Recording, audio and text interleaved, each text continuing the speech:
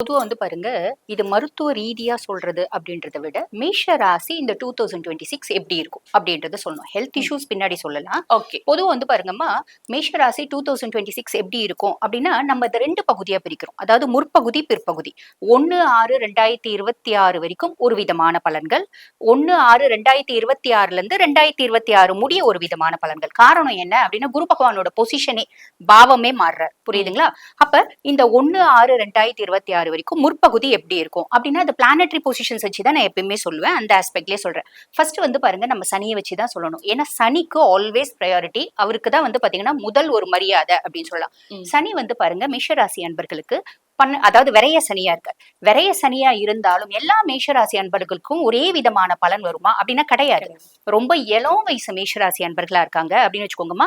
அவங்களுக்கு வாழ்க்கையில first round சனி வராரு அப்படின்னும் போது வாழ்க்கையில நிறைய படிப்பினைகள் அப்படின்றது இருக்கதான் செய்யுது. அதாவது நடந்து போறாங்கன்னா கூட தடுக்கி நடக்குவாங்க அப்படின்னு சொல்லலாம். அந்த தடுக்கிறது அடுத்து நடக்கும்போது கீழே மேடு இருக்கா பள்ளம் இருக்கா அப்படின்னு பார்த்து நடக்கிறதுக்கு. புரியுதுங்களா? ம். அப்ப மொதல் ரவுண்டு சனி வராரு அப்படின்னா அவரு நிறைய படிப்பினைகளும் சோதனைகளும் அப்டக்கல்ஸும் சேலஞ்சஸும் கொடுப்பாரு. ஆனா அது பாத்தீங்கன்னா உன்னை பக்குவப்படுத்தி கொள்றதுக்கு அப்படின்னு சொல்லலாம்.